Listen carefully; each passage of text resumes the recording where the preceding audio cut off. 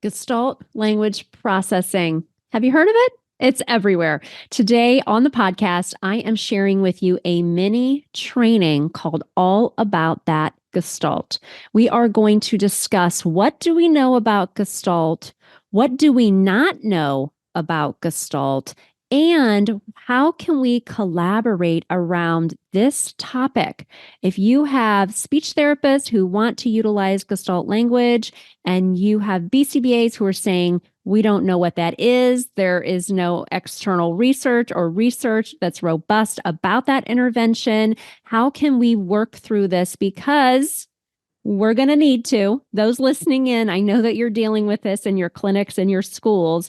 We want to collaborate, even though it may not be easy, to help our client increase their overall communication skills. I hope that you enjoy this mini training all about that Gestalt. And remember to let me know on Apple Podcasts. Give me a thumbs up, write a review. Let me know, did you like this show? Would you like more information on this topic and surrounding topics as well? I can't wait for you to listen to this training. You're listening to Autism Outreach Podcast, a podcast full of ready-to-use strategies to help those with autism strengthen their communication skills. Here's your host, Rose Griffin of ABA Speech, a speech therapist and board-certified behavior analyst who shares tips you can use in your next therapy session. Welcome to All About That Gestalt.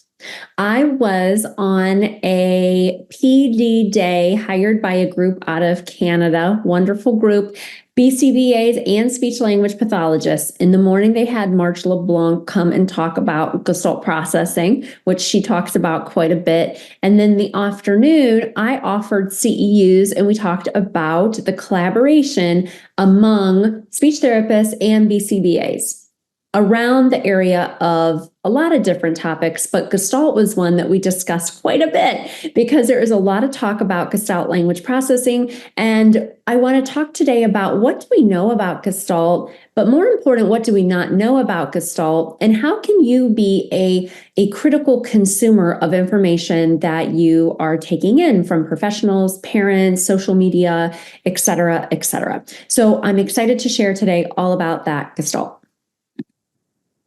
If you're new to me, my name is Rose Griffin. I'm a speech language pathologist. I am also a board certified behavior analyst. There are less than 550 of us as of now in the entire world who are both dually certified as an SLP and BCBA. I love being able to talk about these critical issues among our professions because they really can become major barriers to us helping our clients on their communication journeys. I am really passionate about helping all autistic learners find their voice, and I know that you are too because you are joining me today for this mini training. I started my company, ABA Speech, about 7 years ago with an idea for a therapy product, the Action Builder Cards. I created Double Up, which is for older students, another product, and I created a podcast, started in my master closet, and it's called Autism Outreach. A new episode comes out every single Tuesday, and this Tuesday we talked with Mara Weiss, who is Charlie Weiss's wife and Hannah's mom. She has another son as well. Charlie Weiss was the former head coach at Notre Dame. And we talked all about her journey in raising Hannah. Hannah is an adult now and what that looks like for her and her family and for Hannah. And it was a really great episode. I hope that you can tune in. We're also an ASHA and an ACE provider. This is a mini training, so it is not a CEU training. But if you like this training and you think that it should be turned into a CEU, please let me know. We have a membership called the ABA Speech Connection where we have monthly ASHA and ACE CEUs. We do journal article studies, and we are soon starting an entire portal dedicated just to parental issues where we'll have tutorials and a parental Q&A every single month to support parents in a very specific way. So welcome. I am spending time with my own kids and my husband when I am not here, and I love to travel. This is us on a beach vacation. So whether you are not sure how to feel about Gestalt processing, okay, or whether you have strong thoughts, either way, that you're pro-Gestalt or that you're leery, I want you to leave this mini training feeling like you have more information and that you can collaborate with colleagues who may have opposing thoughts. I do believe in a world where we can all collaborate together to help our clients on their communication journeys. I am colleagues with people who have opposing views about this topic and many others. And I think if there's a level of professionalism there, and if we dialogue about it and we work together to help serve our student, because that's why we do what we do, then I think that's great. Okay, I think it's good to have these discussions. We don't always have to see eye to eye. And a lot of times we don't on some of these hot topics. So today I want to talk about Gestalt language processing. I am going to do a brief overview of what it is. I feel like if you're seeking this training, you probably have heard about Gestalt processing. I started getting DMs about it about 2 years ago, which is a direct message over on Instagram. And I actually talked to a fellow speech therapist who has a course all about Gestalt. And I was just getting so many questions about it. So she actually let me into that course, and I watched that course. I watched all 10 hours. And it was interesting. All new information for me, not something I had ever heard of before, even though it's been around a while. So in summary, in language, a gestalt is a multi-word chunk that a speaker hears, stores, and uses as a whole before having knowledge, awareness of its internal structure. Okay, that's a working definition of gestalt. It may be defined by its prosody, intonation, and it may have an idiosyncratic meaning related to a very specific context where the person has encountered it. And I think we can all think of students who might have a phrase that maybe they use anytime they feel nervous or anytime they feel excited or anytime they want to socially engage. And so that might be what we're referring to as Gestalt. It may also be referred to as delayed echolalia, which you may be more familiar with, or sometimes it may be called scripting. Gestalt language processing was named by linguist Ann Peters and has been discussed by Barry Prezant and later Marge LeBlanc. This is the reason I created this mini training, because I just shared on my social media on Instagram that I had been part of this all-day talk where in the morning Marge LeBlanc came and she talked with a group of SLPs and BCBAs all about what is Gestalt language processing, because the speech therapist really wanted to learn more about it. And the BCBAs in this particular case really hadn't heard much about it. And then I was brought in the afternoon to talk about what do we know about Gestalt from a research point of view, what is still out there from a question standpoint as far as the research. And if we don't see eye to eye on this topic, how can we work together so that our viewpoints are not a barrier to our child, our client, our adult, whoever it is, making progress on their communication journey? There are definitely people that I have muted on Instagram and social media because they have just said such horrific things about applied behavior analysis. And I really believe in the power and transformative power of applied behavior analysis and speech therapy together. Otherwise, I wouldn't have spent all that time to get my degrees and take tests and keep up with my CEUs and to share about it. So, if I'm in a group of BCBAs, like I just was keynoting a conference in Greenville last week, people like me. They think I'm smart. If I'm in a group on Instagram and it's people who don't like ABA or have, listened to an influencer about ABA and they're very scared about it, I'm not the most popular person in the room. But I share this information because I don't care about that. I'm not doing this today, this training to get followers or get engagement, because it definitely is an unpopular opinion to be a little skeptical about Gestalt language processing. But I do want to share information because either if you're listening as a parent or you're listening as a professional, I want you to be an informed consumer. So I'm not going to spend a ton of time talking about Gestalt because I feel like we get a lot of that in a lot of different areas. And Marge LeBlanc just wrote an article for ASHA, more of a narrative type article as well. And you can look up her on ASHA Wire if you're a speech therapist, and that is readily available.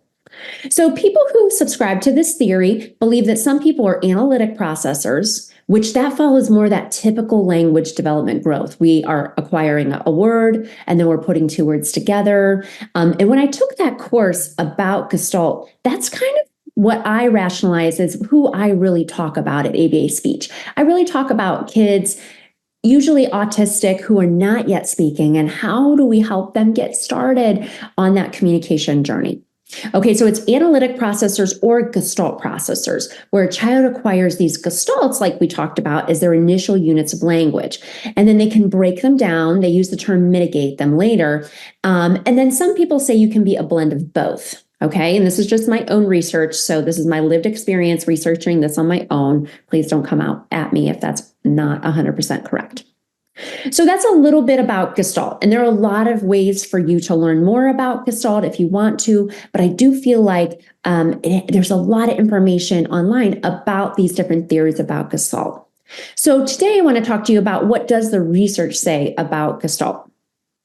I want to revisit the basics. This comes from the ASHA website. Because my company is an ASHA-approved CE provider, I spend a lot of time on the ASHA website, and I love the information they have there. Now, I dedicate a lot of my life, and it's my life's work to give people research evidence-based practice that can help autistic people on their communication journeys. And so I do spend a lot of time on the ASHA website, more so than if I was working 5 days a week clinically. I work 2 days a week as a school-based SLP.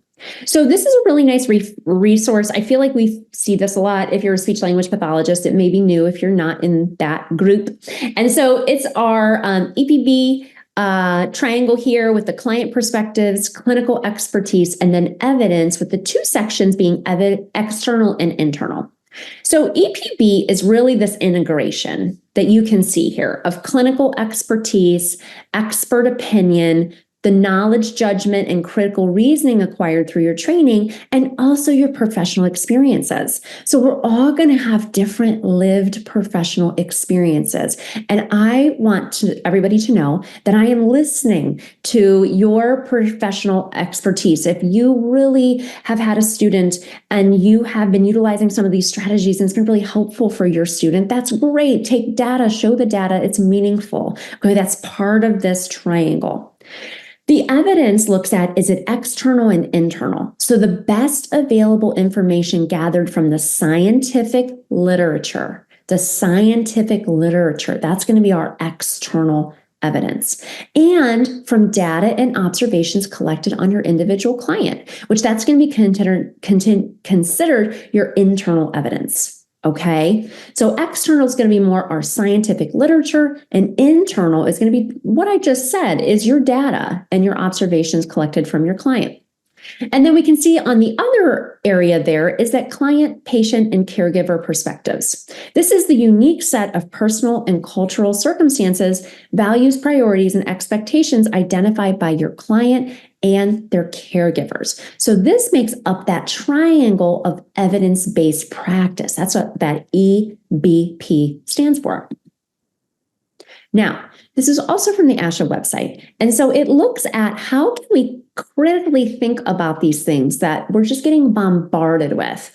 When I was growing up and I was 23 and I became a speech therapist, I talk about how I had autistic clients and nobody really had any research for me. Nobody had any, this is how you should work with a student who's having trouble engaging or doesn't have joint attention. But I really dug into that research myself. And so I've always kind of been this person, I think being super type A, being both a speech therapist and BCBA, is to form these clinical questions. So this just gives us a flow chart to talk about. Number one, we want to frame our clinical question. So you might be tuning into this today thinking, you know what, I do have a question about that. What is out there on this particular topic, or what is out there on other topics? And based on who you talk to, you're probably going to get different information. You're going to want to gather evidence. Okay, so hopefully today's talk is just one piece of that evidence that you're gathering, and you want to assess that evidence. And then you want to make your clinical decision. And so one of the things that I think is so disheartening about some things I've seen on social media is that people say, you know, we should just scrap everything that we learned in graduate school. And I don't believe that. I really don't. I do feel like when we know better, we do better. Are there things that I don't do anymore as a speech language pathologist and a BCBA that I was probably taught in my clinical practicum? Absolutely. Absolutely. Because research has progressed. I have taken in that research. I am utilizing it with my clients and I'm taking data and my clients are making progress. And that's why I'm so excited to be able to have this platform to share those with you today. This is another really nice resource, which is from the EPB Toolkit from ASHA. And it's just a wealth of information, and it looks at which research design should you find. Okay, I'm going to, because you've signed up for this training, mini training, I'm going to send you a couple little emails just as reminders that the training is there. And also I'm going to share this resource with you as well, because it can be kind of tricky to find. Now, I swear I took courses on research probably in my speech therapy coursework. I don't remember them as much. I do remember my research course becoming a BCBA because it almost broke me. It almost broke me. It was so hard.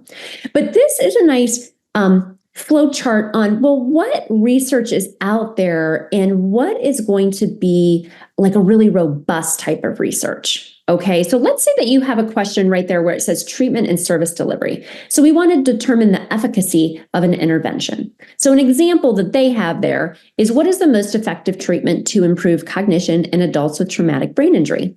We could also say, what is the most effective treatment to help autistic learners start communicating or become more independent in their communication? So our preferred study design is going to be a randomized controlled trial. RCT. And then other types of studies that you may see as well are controlled trial, non-randomized, and single subject or single case experimental design. Those are things that we're going to want to be looking for when we're gathering our evidence. Okay, when we're gathering our evidence. And you may say, Rose, I'm a school-based speech therapist. I don't have time for this. I don't have time to gather evidence. That's why I'm trying to help by just having this resource. And I want to share with you some evidence that's going to be coming out, kind of a systematic review in December. And it's very exciting information that's coming soon. So if you see papers that are about Gestalt, or you see papers that are about other topics in the field, and they're not one of these types of studies, we do have to look at that critically. Another resource that I have found to be helpful, and a lot of people too, is from the Informed SLP. Okay, the Informed SLP, they have something called Let's Give Them Something to Gestalt About. And so it says, is there research behind GLP? Is it evidence-based practice? And they say in this article, it's complicated. It's complicated. Most of the therapeutic principles are what any good responsive therapist would do and teach. Okay. And these are some things when I was taking the course that I was, the person let me in. I was like, oh, okay. She said, a lot of the stuff you're probably already really doing. It's just good therapy. So these are some of the highlights. Building a genuine connection with the child and following their lead and interests. 100%. We want to do that. Connect and communicate, right? I have another free course called Connect and Communicate. We want to notice and honor communication attempts and their underlying functions. We want to be detectives. I have a little clip art that I use often in my trainings, and it's a detective. It's a female with a detective hat on. And I've used it for 7 years since I've had my business. And I feel like I'm always analyzing, because hence speech therapist and behavior analyst, I'm analyzing my clients. Why did that happen? Why did that session go that way? Wow, that was a great session. How can I recreate that? What did I do there? What interventions did I use? So building on the current language system with individualized, meaningful targets. 100%. We cannot just use some template for what to teach our students. I wish it were that easy. I wish it were that easy, but it isn't. We have to have individualized, meaningful targets. We want to tap into caregivers' expertise and work collaboratively. 100% we do. We know that that's so important to build that rapport. Is it harder as a school-based SLP to build that rapport? It absolutely can be, in just my lived experience. But I try different things to make that a little easier. And then inclusion of self-regulation and sensory strategies as needed for the individual. One of my best friends in real life is a PhD level OT, Dr. Kelly Faust, and she came onto my podcast, Autism Outreach, and she talked all about sensory, and she talked about sensory regulation. Really great episode. So You may be thinking, so what is the difference here? Well, the key practical differences between this GLP approach and therapy, as usual, come in how we approach the assessment. Okay. And so in this GLP, they talk about these 4 to 6 stages, depending on who you're listening to, where a student is, and then what language units to target. So we know that as speech language pathologists, we may look at assessment very differently than that is recommended. And so then we would probably have different treatment targets as well. Now, what do we not know? Okay, there are no clear criteria for designating someone a Gestalt processor. There really is no clear-cut criteria for saying 100% this person's a Gestalt processor. We don't have controlled studies comparing interventions. So if we go back to our EPB, our evidence-based practice, and we looked at these controlled studies, which that's our preferred study design when we're asking, is this intervention worth my client's time?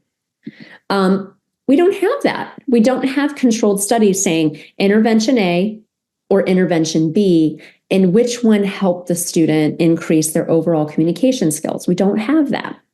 We don't know if the linguistic stages represent something real in the brain. We're not sure about that. And we don't know how to integrate Gestalt with AAC. That's a very big one because now I see in a lot of Facebook groups that people are wanting to put Gestalts on AAC devices, and it's different than teaching a motor plan. So just a lot of things to think about as a professional and parent. Some things for us to think about. Critically consider the implications of shifts in your practice. Throwing away everything that we ever learned in graduate school and subscribing to something brand new. Question ours and other assumptions, and then avoid repeating unproven claims as facts, and then keep our individual clients in mind. Really, in real life therapy is all about me and you. Me as the clinician, you as the client, and how can I help you be able to communicate across your day with a variety of individuals. This is something I'm really excited to share about. Now, I spend too much time online. I don't need to, but I need a behavior plan for that. So you may have missed that this is coming out. This is supposed to be coming out in December, okay? And it's a systematic review of Gestalt language processing interventions in children or adults with communication disability by those authors there. And these are some of the questions that they're going to look at. Is the use of Gestalt language processing effective for individuals with communication disability in terms of improving language skills? Well, that's a really big one. I know that's a really big one that I'm interested in getting information about that as well. It's also going to look at, is the use of Gestalt language processing effective for individuals with communication disability in terms of improving communication skills? And then the last question they have stated is the use of Gestalt language processing effective for individuals with communication disability in terms of changing behavior? I am really excited about this article coming out, and I'm sure that I'll debrief about it when it does. So thank you to all those people listed there for doing that very important work. Well, what about team conflict? This is why this all started, right? Because a lot of speech therapists are excited about Gestalt processing, and some speech therapists are skeptical because there isn't that research that we're used to about interventions. And so this can lead to team conflict. This is a really wonderful article that I will share in those emails that I send you. If it's open access, I have to check. This is a brand new article, just came out about a month or two ago. More of a narrative article, but I appreciated it because as somebody who works with autistic learners in the field that I am, SLP, BCBA, with an online business and being on IEP teams, I am just around a lot of conflict. There's always some type of conflict that's going to happen on a team. Not every team, but it happens. And this is a wonderful article, Conflict Engagement for Individualized Education Program Team Members. I thank you, Gregory, for writing this article. I really love this article. And really, it goes through a lot of different points that are very important. But to me, what I pulled from it, just me reading it, was, on some level, we may have some type of conflict. Okay, we may have some type of conflict. Now, I took this Enneagram test. It's a personality test. I was thinking, how could I do a new ethics course in the fall, tying in the Enneagram, which is just kind of like your personality and conflict and the ethical code. I'm thinking about it. Does that sound fun? I think it does. But anyway, I'm a 2. And I know that my friends in my business mastermind were like, oh, you're so a 2. And I think it's just somebody who's like a helper.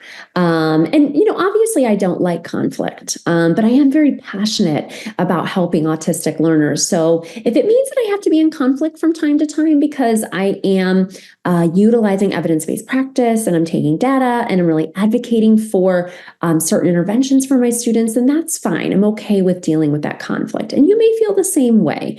I wish there wasn't as much conflict in our field, but there really is. I feel like there's a very us versus them mentality. I feel like it's Facebook, TikTok. I'm not on TikTok as much anymore, spending more time on Instagram. Check out my reels, please. But there's very much, it feels like an us versus them mentality, which I just hate. So how do we get to we? How do we get to we? I think just having dialogues, you're never going to change somebody's mind online. If you meet somebody and they're pro-Gestalt or they are pro-ABA and you feel a different way, trying to get that conversation all wrapped up in a bow online will never happen. Okay. If you're at the same conference and you want to chit chat about it, I think that's, really noble. But we don't always have to see the same on things. We don't have to see eye to eye. I really love this article by Dr. Broadhead. This is the name of the article, but he talks all about, the power of collaboration. I discussed this article a lot. Oh my gosh, it's 9 years old now, this article. I've been talking about it for as long as it's come out because we know that when we work together, we can help maximize client outcomes. That sounds like a cold way to say we're going to help our clients, but that's the truth of it. We're going to help our clients when we work together. And this is one of my very favorite quotes. I'm going to read it verbatim. It says, excessive questioning or critiques of non-behavioral treatments by the BCBA may unintentionally erode professional relationships between the BCBA and their non-behavioral colleagues. And we don't want that. That's not what we want. I will also share this article if it is open access. I have to give it a look-see. I use this flowchart when I talk about SLP BCBA collaboration because it looks at what are we talking about with a non-behavioral treatment? That's just, something the BCBA says, and that's important to our code of ethics and our task list and all those things that make us BCBAs. Just looking like, is the client safety at risk? Yes. Okay. Well, we need to address the treatment. If it's not, are we familiar with the treatment? Okay. So if we're not, like the group of SLPs and BCBAs that had Marge LeBlanc come out and talk about Gestalt, they familiarized themselves and reassessed client safety, which I think is really noble effort. I'm just so impressed. And it's just really kind of moved me and inspired me. To talk to other groups that are going to be dealing with this. So I do like this flow chart. It is nice. It's a professional way to deal with ideas that are just hard for us to wrap our brain around. So some other resources, I did have Sari Risen on my podcast, Autism Outreach. She talks about it a lot. I think she came out with a paper as well. And we talk about what is Gestalt Language Processing if you want more information. I do think I created this training because I urge you to think critically about the interventions you're using for your students. Is there evidence to support them? And, is your student making progress? Because this is what's so important. Is your student happy? We just did a journal article in the ABA Speech Connection about indices of happiness and unhappiness in therapy. And I think that's so very important for our students as well. I know that this is a room full of speech therapists, BCBAs, parents, special educators who are also believe in helping their clients and collaborating along the way. Do I think it's easy? No, I do not. I know that it's not easy. Do I think you can take away one tip that I shared today or one resource and use it going forward to inform your interventions? I know that you can, and I know that you will. Thank you so much for your attention. I talk about lots of topics that are ASHA and ACE approved, have to do with autism and communication, ethics, collaboration in my membership called the ABA Speech Connection. I hope that you will join us in my correspondence with you. I will share ways that you can take a sneak peek into the membership. It is such a thoughtful group of like-minded professionals who are excited to learn, and I love it. Thank you so much for your attention. If you have any questions about any of the resources, just give me a shout and visit me over on Instagram, ABA Speech by Rose. See ya soon. Thanks for listening to Autism Outreach. If you enjoyed the show today, make sure to subscribe so you don't miss an episode full of actionable strategies you can use in your therapy room. Write a review too. That would mean so much to me. I always love hearing from you. Have a specific topic that you want included on a future show? Reach out over on Instagram, ABA Speech by Rose, or visit me at www.abaspeech.org.